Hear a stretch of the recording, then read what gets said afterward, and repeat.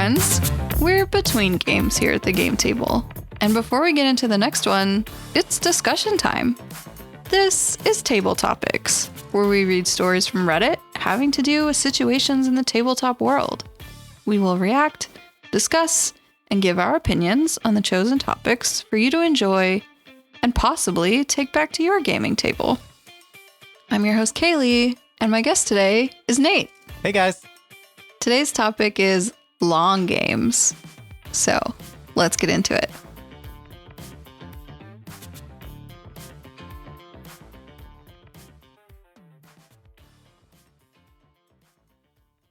So, Nate, as a board gamer, do you have any feelings about long games? I have to be in the right mood for long games, for sure. Yeah, I think you know what you're getting into.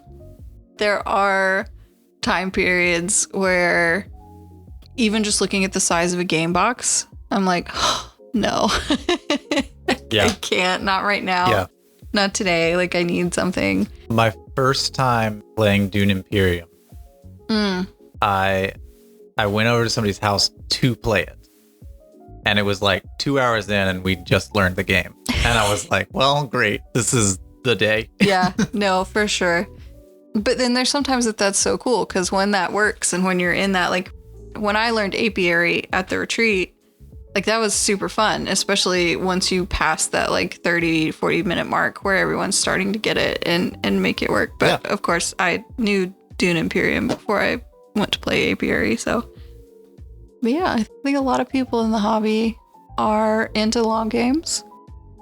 And we're going to cover some stories today where maybe they aren't, or maybe a certain long game has become more painful, or some of the situations that you get in when you're sat down at a long game, when you've committed. So we're going to start with one that's more general, and we'll get more specific. I think we're even going to dig into maybe some ghosts of your personal past as well. So buckle up. All right. Looking forward to it. Let's dig up those bodies. Okay. So our first story is from r/AITA. And it says, "Am I the problem for trying to concede in a long board game I wasn't enjoying?" They say, "So my favorite board game is to run D&D, since I like to be creative. But wife and friends like to play others such as Catan, Power Grid, Carcassonne, Ticket to Ride, etc. I'm not good at these, but I do okay and it's fun enough. Occasionally though, I will get absolutely boned on dice rolls in something like Catan Seafarers, or stuck with -50 and Ticket to Ride with all opportunities blocked, and I'll just be sitting at the table for over an hour with zero options except crawl one step closer to the inevitable loss. In these cases, I would simply rather say, I surrender, and go do or play some other more fun game or activity. And yet, I have been called a jerk for doing this once or twice. Am I the problem?" Yes. Okay, would you care to elaborate? Yeah, let's dig into that a little bit.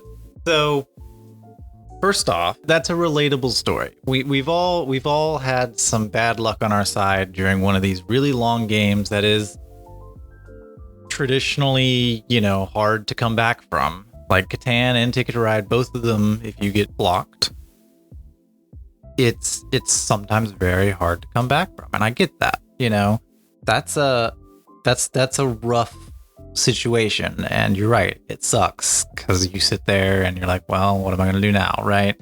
But one thing that I think the OP left out of this story is that, the reason you play these games in the first place, the reason you're playing with your wife or your friends or whoever, right, is to spend time with them, And so that's the biggest, we'll call it red flag, right? Is that it is a little bit like taking your ball and going home, or not even taking your ball in this case, but it's a little bit spoiling everybody else's fun to say, oh, I'm not going to win, so I'm not going to play. Mm-hmm. Yeah, for sure. It is something that's very common. It is a position that we all get into. Especially your first time learning a long game, I think. Yeah. At least for me, I expect to land somewhere maybe in the middle, or even if I lose, like you kind of have to write it off as this is just a learning experience. Or you can get focused on like, oof, well, that was just a horrible string of bad luck, and now I don't want to be here and I want to be doing something else. But like you said, it's about spending time with the people that you're there with. And then if you do treat it as a learning experience, you can do better the next time.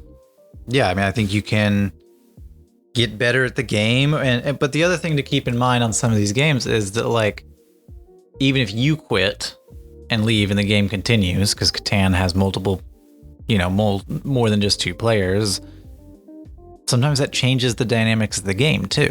Mm-hmm. Even if you're going to leave, then all of a sudden your actions have had an impact on the game because you've opened up areas close to where you left or something like that.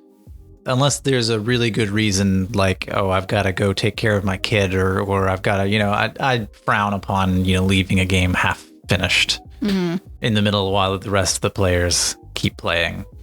I think the other thing about OP's posts there that's a little weird, and maybe we're getting a little bit of an unreliable narrator situation here, where, I mean, did I hear it right that OP said his favorite game is to run D&D?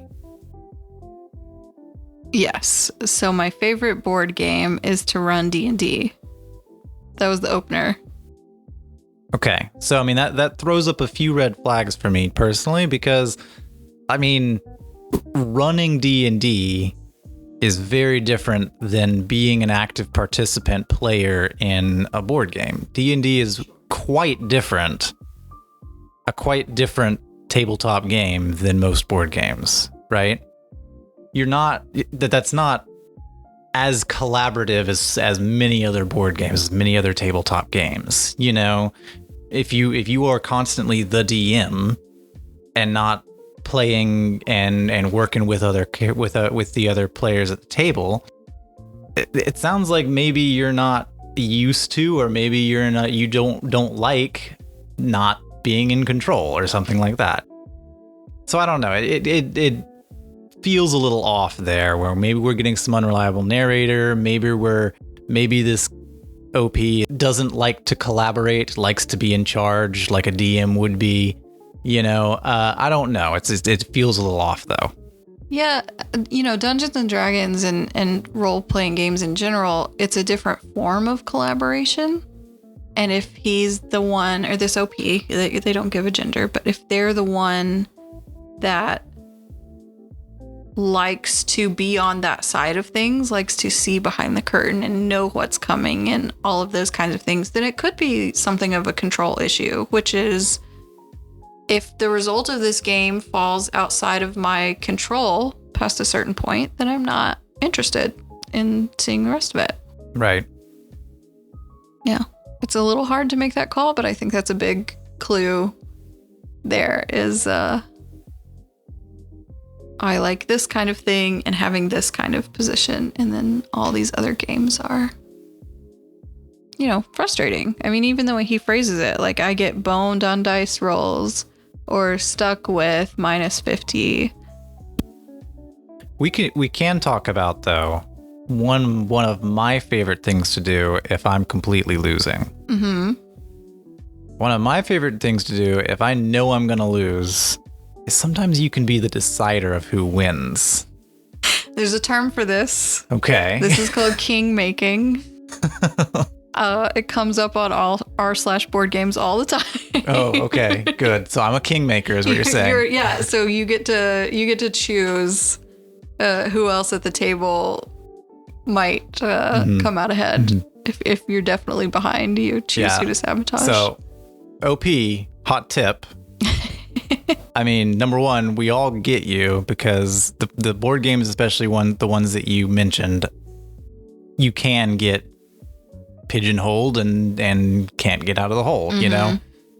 But if you find yourself in that position, you might try to make your wife win and then, you know, brownie points. Yeah. It's not bad advice, I suppose. Funny enough, this writer, this OP, has deleted their account and this post. So much like these board games, they have rage quit Reddit. Oh no. But I already had it written down, so haha. But let's look at some comments because there's some good ones on here. Here's the top comment. You're the problem, sorta, but I get it. The problem is these games only work if you all stick it out until the end, even if there's no way for some players to dig themselves out of a hole. Do it for your friends and pour yourself another drink. Always good advice. Yeah. Do it for your friends, pour yourself another drink. I mean, mostly good advice. But yeah, it's about the collaboration that goes back to spending the time with these people and having this activity. Yeah. Presumably you started this game because you liked these people. Yes. So this commenter responds to that one as similar to what you said as well, which is once you know you're not going to win, the game changes to seeing if you can sabotage the one in the lead. Once you start losing, start playing for spite instead of winning. That always spices things up. There you go. Okay, here's another one. You're the problem. You're quitting because you're not winning. You're taking your ball and going home. Just don't play. Board games are about spending time with people you enjoy. If you can't have fun because your train isn't the longest, you should just sit out entirely. There's a different deleted user that responds to them and disagrees. They say, I don't get this though. OP is not quitting because he's losing. He's forfeiting because he's so far behind that there's no chance of a comeback by the end of the game. I think it's much ruder to force someone to continue playing a game in which the outcome has already been decided.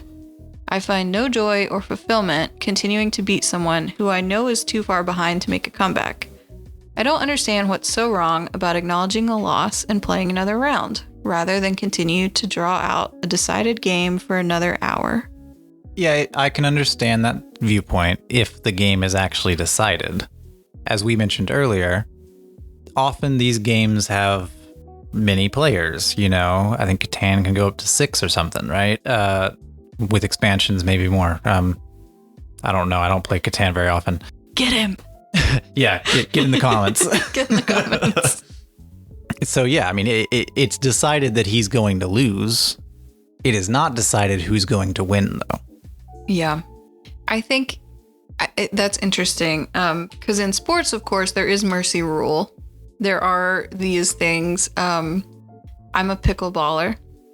I play pickleball with people. And we've been playing a lot of cutthroat because we've only ended up with 3 people the past couple of times. And that has been a very important rule. So it is a thing. But yeah, unless there's like a clear, work it out amongst your table. Yeah. If there's a really clear winner and it's better that you guys start over or you start something else, go for it. But if you're the only sourpuss in the equation, then yes, you're going to get this feedback of being called a jerk for walking away because that's what it's going to look like because that's what it is. Yeah. Yeah. Obviously mercy rules a thing, stuff like that. But also, there are some games where I'm winning and I'm trying to get to a point, right? Like, let's say I'm in Catan and I'm trying to get longest road. The moment that it's obvious that I'm going to get in longest road isn't as satisfying as actually getting longest road.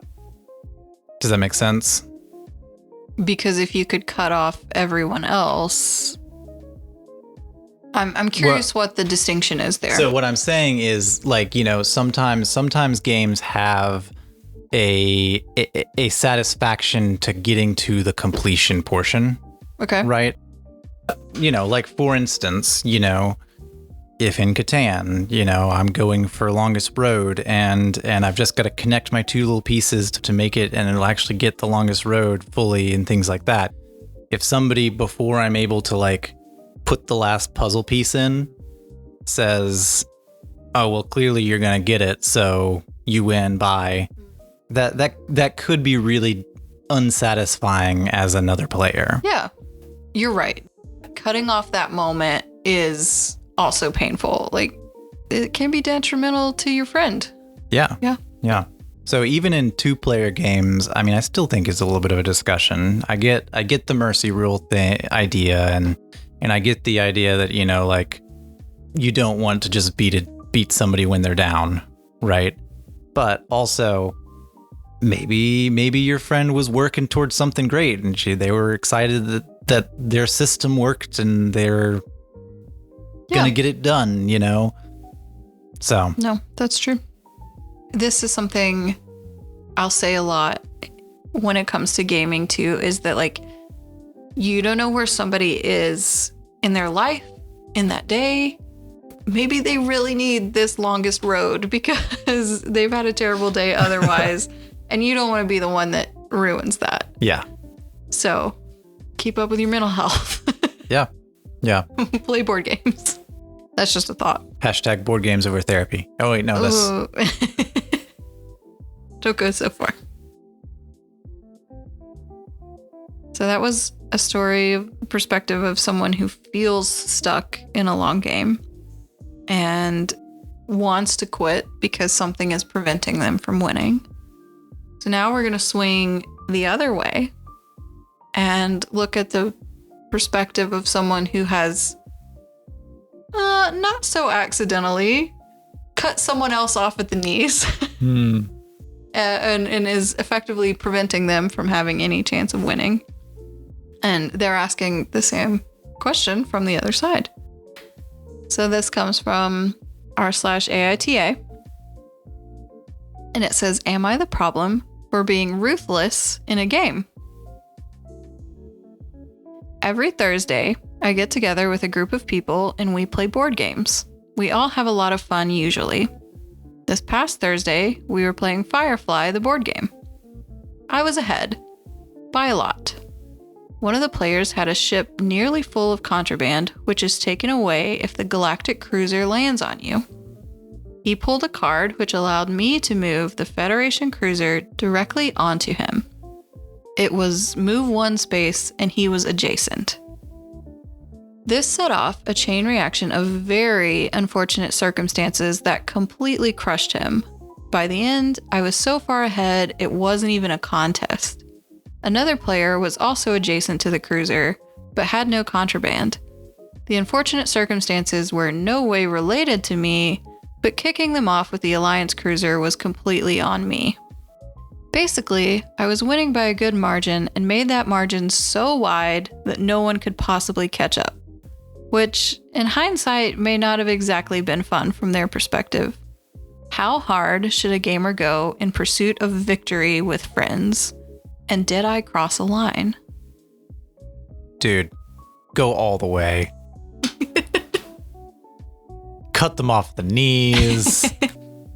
Beat them down.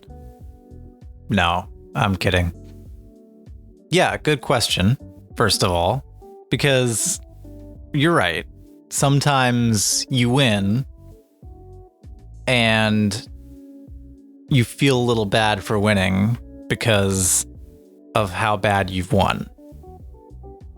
Can't say I've been there, but I imagine everybody who beats me really badly feels bad. That's 100% true. That's definitely how it is. That's definitely true. So yeah, anyway, good question. The my initial thoughts are, no, you're not the problem. You know, you were just doing what was best for the game. I mean, I'll be honest, I would have if I had the choice to move the Galactic Cruiser onto somebody who would hurt, somebody that would do a lot of damage to versus somebody who would do a little damage to, I would choose the lot of damage one too. That's part of the game. Yeah, I think we all would. Like, if you had chosen the other person in this situation, or if you had moved it to like an open spot, say that was an option, everyone at the table would have looked at you like, what? Yeah. Like, it would have been very obvious that you were conceding to this person, which doesn't feel any better than being crushed, I feel like. Right. Like, I talked about this in the very opening episode with Jared and Ian, was that like one of the fun aspects of board games is getting to see people set things up and then cash them in.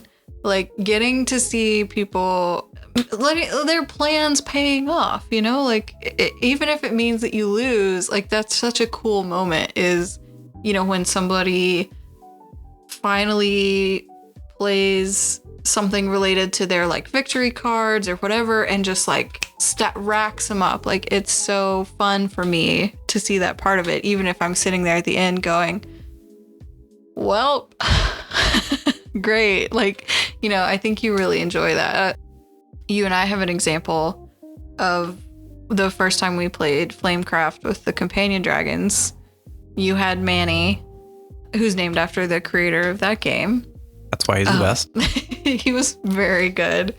And I think his power is like, if you can place a dragon on a shop that has another meat dragon on it, you also get to Flamecraft with that meat dragon. And you lined it up such that there was like one empty slot at most of the shops on the board, and they also had meat dragons. And you just sat there and like, that one, and then I get to go to this one, and then I get to go to this one, and then I get to go to this one. And I was genuinely sitting there watching myself lose in real time as you just racked up all these points. But that was so cool. I'm gonna remember that, because I was like, I gotta get Manny the next time I have a companion dragon. And that's okay. Like, that's part of it. And I think that's very okay. So unless you were like being a real jerk to your friends after doing this, I think fair play to you. Yeah. Great job. Yeah. The story as you've told it, not the problem, I feel like. Also, we got to look at this from the perspective of the guy that stole a bunch of items right in front of the cop and said, if I get away with this is going to be awesome. This is going to be great. Like, yeah. I mean, my Icarus instinct here to fly as close as I can with a ship full of contraband. Darn. Yeah. Yeah. Like, it probably sucked for that player, but also if I was that player, I'd have been like, I took a gamble and it didn't pay off. Risk is a huge part of so many games. Like, even something as basic as blackjack. I mean, hit me and then it's a 4 and you're great, or it's a 10 and you've busted. Like, that's a huge part of it. Yeah, I think they're probably not mad in this situation, and you're probably fine. Or if they're mad, is it sort of good faith frustrated? Like, is it a situation where they're like, oh man, well, it would have been 20 points and you would, Yeah, if I was that guy at the party later, I would have been saying the thing that annoys everybody else, which is, yeah, but if it had rolled differently, I would have won. Like... Yeah. Yeah, but if the situation were totally different, I would have been the victor. I would have won. Yeah, no, very true. Let's take a look, see if there's any good comments here. Top comment is from Irish Whiskey. And it said, did they complain? Is this a regular thing where you almost always win? Were you rubbing the victory in their faces? If no to these, then there's no question, not the problem. Even if the answer is yes, the answer is usually to just play less competitive games so everyone has fun, not to deliberately avoid trying your best at games. That's a good comment. Yeah. Yeah, if you are consistently winning in this friend group, you may be playing a little harder than the rest of them, or you may be playing games that lend to your strong suits or things like that. Maybe it would, if this is a common problem and you're frequently called out for it or something like that, you know, there's plenty of games that are very fun and that don't necessarily rely as much on strategy. Yeah. So OP actually responds to that commenter, and they say, he did complain, and I win a very large portion of the games we play, far more than my fair share. We have about 14 people who cycle in and out of the group. Usually we play 4 to 6 player games, separating into groups. I have about a 40 to 50% win rate, sometimes by absurd margins. It's not too uncommon for me to lap players on score tracks. So Irish Whiskey responds again and says, okay, why? Because there has to be a reason. If you're just trying way harder than everyone else when they expect a chill vibe, then maybe you are the problem. And then it quotes OP. It says, we have about 14 people who cycle in and out of the group. He responds, you said he did complain. If it's just one person out of 14 this one time, that doesn't sound like an issue. If this is just one example among many where people seem unhappy with your behavior, then again, it could be you are taking things far more seriously than others are comfortable with. Good insights. Yeah. Play some cockroach poker.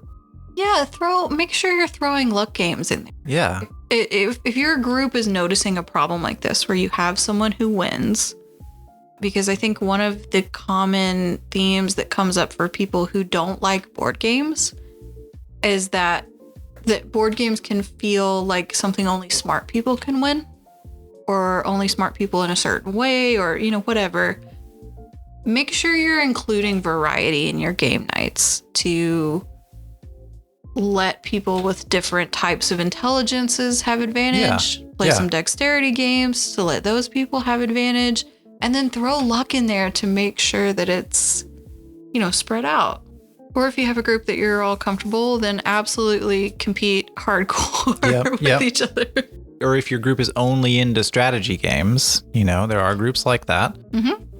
A common problem that I've seen before is that if you're only playing new games, sometimes certain players will be quicker at understanding key mechanics of the game, and so they'll pick it up quicker and they'll win the first couple games of playing that strategy game. If that's what's happening, you know, play more repeat games. Give the other players a chance to understand the game more. Sure. So this poster was voted not the problem. But this comment is interesting because it responds back to the first story we read as well. And it's from Extinct Diplodocus. Thanks for the dinosaur reference. They say, probably not the problem. In a chess game, a skilled player may see checkmate coming and simply topple their own king to signify they concede. Similarly, when your win became inevitable, they didn't have to play to the end and could have just conceded. One reason for not conceding in a multiplayer game is to see who came in second, even if it's a distant second. Ditto third, fourth, etc. Whether you cross the line truly depends on the dynamics of the group. That's impossible for us to judge from here. So we've looked at a general problem with long games. We've looked at a specific instance that's the reverse of that problem. Now we're going to get into a specific long game. A specific long game that most everyone is familiar with. And I asked you to play with me recently. To prime you for this episode. So I shall never forgive you. So this story is about Monopoly. It comes from r/AITA. And it says AITA for refusing to play Monopoly with my wife. No, not the problem. Well, we'll see. My wife loves the board game Monopoly. Unfortunately, my wife doesn't love online Monopoly and refuses to play it on her phone or computer and says it's only fun with me. About 2 months ago, her family visited and we played Monopoly, and this was her first time playing. She had never played. She lost, but she said she wanted to play again to practice so she could beat her family next time they visit. We played about 3 games a day for 2 weeks straight. If you don't know anything about it, Monopoly is not a quick board game. We would spend hours playing. She would also get mad at me for the rest of the night if I would win, so I always avoid winning, which is what I think is fun. Now recently, about last month, we dialed back the Monopoly to once bi-weekly, but today she wanted to play and I told her that I am so bored and exhausted of playing Monopoly that if she doesn't want to play online, then she won't play at all. I tell her I am burnt out, and she says, I know it's boring to you, but you know it's fun to me. I tell her I can't last another minute playing that game, and she says, you don't care about me enough to play a board game with me? I did not yell at her, but I told her sternly that I will not play Monopoly with her ever again unless there are other people playing with us. Am I the problem for finally telling her how tired and worn out I am of Monopoly? Or should I at least go with it and waste 2 hours per game just for her to win anyways? My man, there are so many relatable things here, but also so many problems with this story. So let's get into it.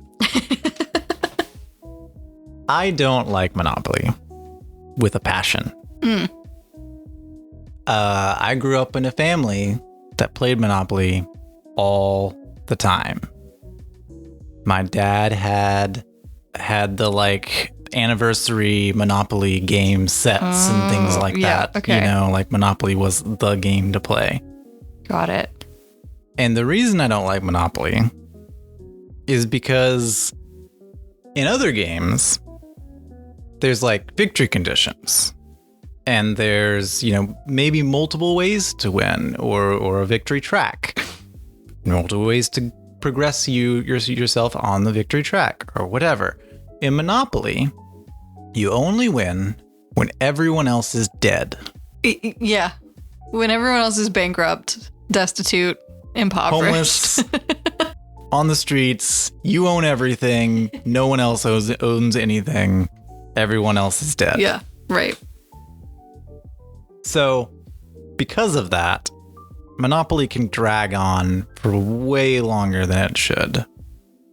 And it is so annoying and so frustrating to be in that situation where you're just roll, move your little counter, roll, move your little guy, roll, move your little guy.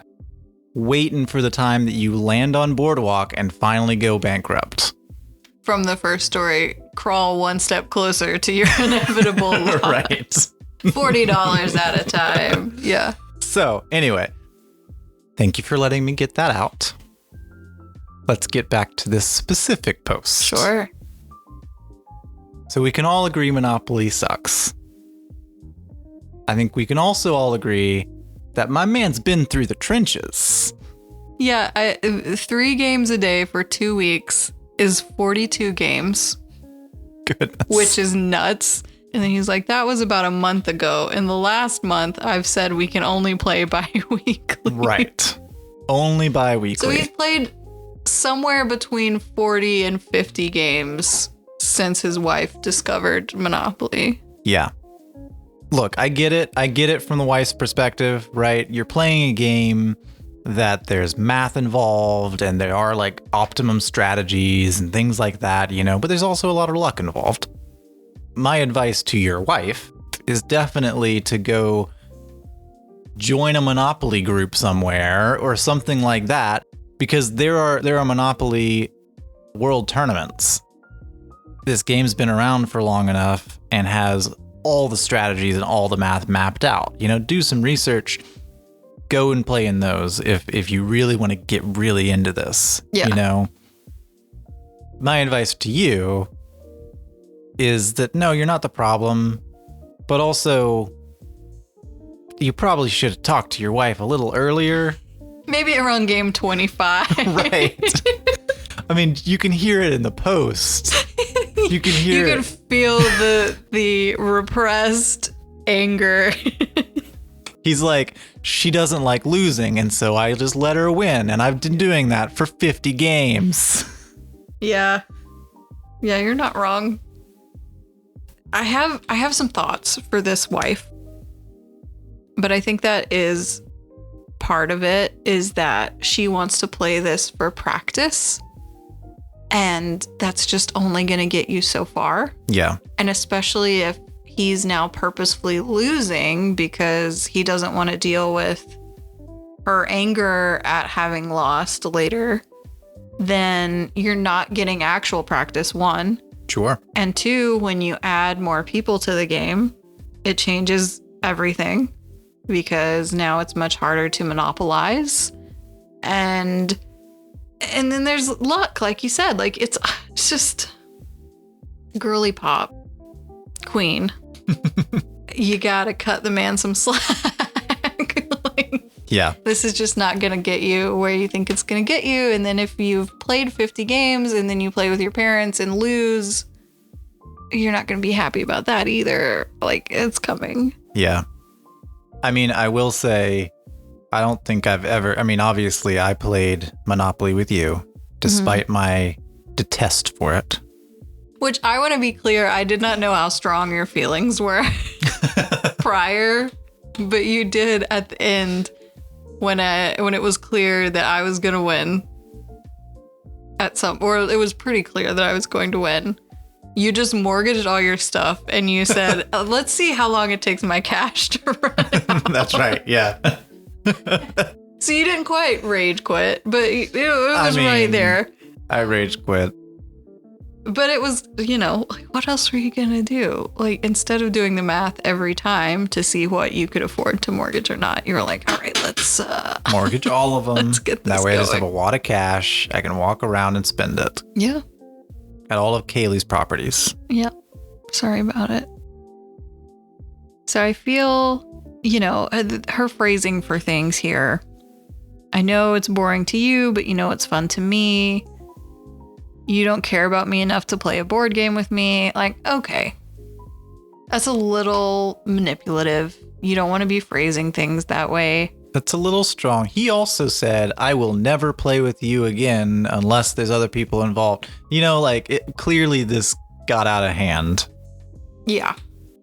She's definitely assigning feelings to him that he hasn't claimed himself, which is unfair. Yeah. And there are all kinds of sacrifices that you make in marriage. There are things you do that aren't the most enjoyable to you. But OP, the husband here, has demonstrated his commitment to the cause. Like, he has been there 42 games. Oh, man.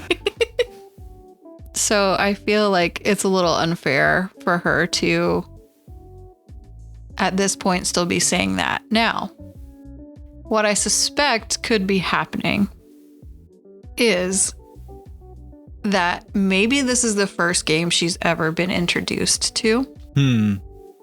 And that if you were to say, well, hey, babe, you enjoyed this. Like, let's try Azul. Let's try, some of these Wingspan. Like, what, pick some popular board games and see if she's just as interested in other games. And maybe you've got a new board gamer. Like,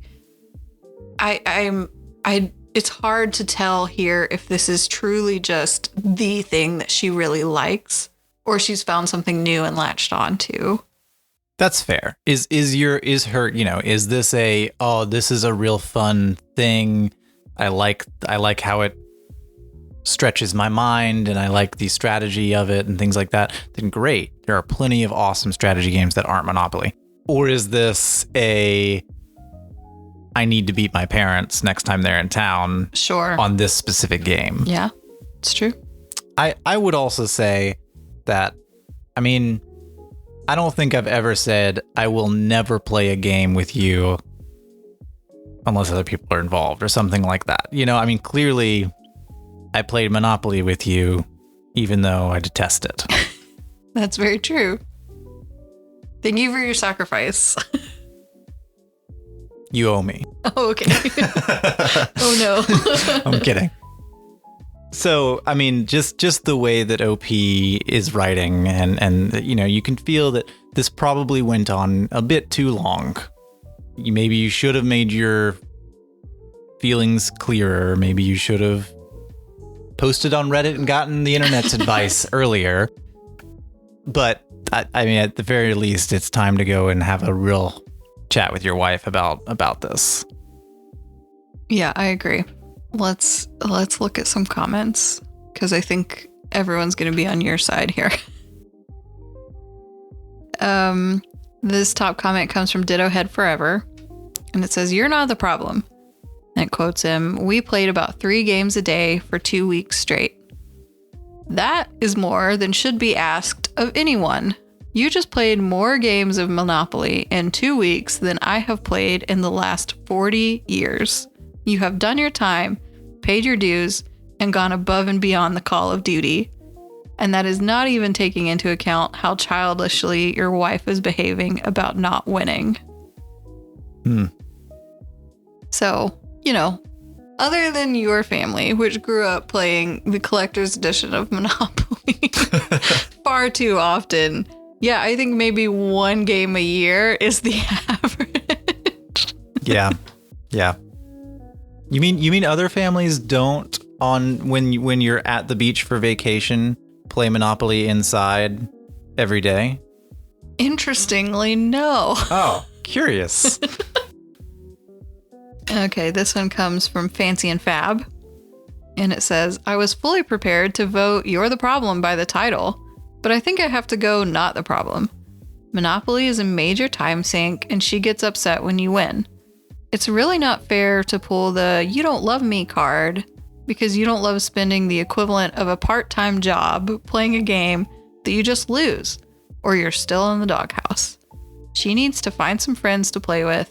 It's okay to do things just your spouse loves sometimes, but not all the time. This is excessive." Yeah, I think putting it in perspective of it being a part-time job is quite clarifying to maybe why he's so bitter in this post. This is from Inmar5, and it asks, "Is no one else wondering how the heck they fit 3 games of Monopoly in a day and still manage to work, go out, or cook dinner, see any friends or family, and sleep for the 5 days many people work each week? The last time I played Monopoly, we quit after about 2.5 hours because we were bored. Not the problem, but I don't know how you slept and did that if you work 8 hours." Yeah, well, maybe they don't want to work 8 hours. Maybe they didn't sleep, and that's what's coming out in OP's post. She's training for the Monopoly World Tournament, like you suggested. Buy a book off of Amazon about Monopoly and study up on all the strats. For OP or for his wife? Oh, for his wife. Okay, no, OP's not allowed to win, remember? He's done. Let the poor man rest. So since you have such fiery passion about Monopoly, our ending here is going to be taking you some short and sweet posts from Reddit that discuss this board game. Okay. I think you'll enjoy them. And they all come from r/shower thoughts. So assuming that husband had time to think, had time to shower, this is maybe what he was thinking in the shower. So this is the first one. It says, "The most popular board game sold by capitalism is about how capitalism doesn't work." Yeah, fair. There's a very Reddit comment thread at the end of this. It says, "Dang, I didn't know there were such serious undertones in Mousetrap." Then in response to that, it says, "The mouse represents modern people trapped in the game of life." under that. It says, meanwhile, the game of life is about the rat race. Right. How can you not see that? Oh. This is an interesting one from r/shower thoughts. The older you get, the longer Monopoly games last because all players become more fiscally responsible. You no longer trade for your favorite stuff just because it's your favorite? Yeah, weird. I don't know. That's why we played the Pokemon version when we played, so I could trade for my favorite gems. Yeah, that's fair. And the top comment on that says, joke's on you, fiscal responsibility is how you lose at Monopoly. The response to that says, buy. You can't win without property. You can always mortgage it later. And in response to that says, mortgage immediately so you have cash to keep buying. To keep buying. Yeah, that's what I did. Oh, geez. We can't end on this one because it's too real. This says, there should be a millennial edition of Monopoly where you just walk around the board paying rent, never able to buy anything. Until rent runs out. You just hope you make it around to go to next payday. Yeah, okay, well, they comment on that too. And it says, and every time you pass go, you collect 3% more than last time, but rent goes up 5%. Oh. Last one. Monopoly teaches you that you are more willing to go to jail as you get poorer. Yeah, jail camping. Some of these thoughts are just true. Oh, man. Well, final thoughts on long games? Is there a person from one of these stories you don't want to be in a long game with? Monopoly wife. I feel like I should have a Scooby-Doo moment where I pull off the mask and I'm like, I'm Monopoly wife the whole time. That's right. Yeah. Okay. I think we all saw that coming. Yeah. Well, those are our stories on today's table topic. Maybe you agree, maybe you disagree. Tell us about it. Maybe you have a story of your own you want to share. We'd love to bring it to the table. Check out our links in the show notes. Good luck on your next game, and we'll catch you again here on Table Topics.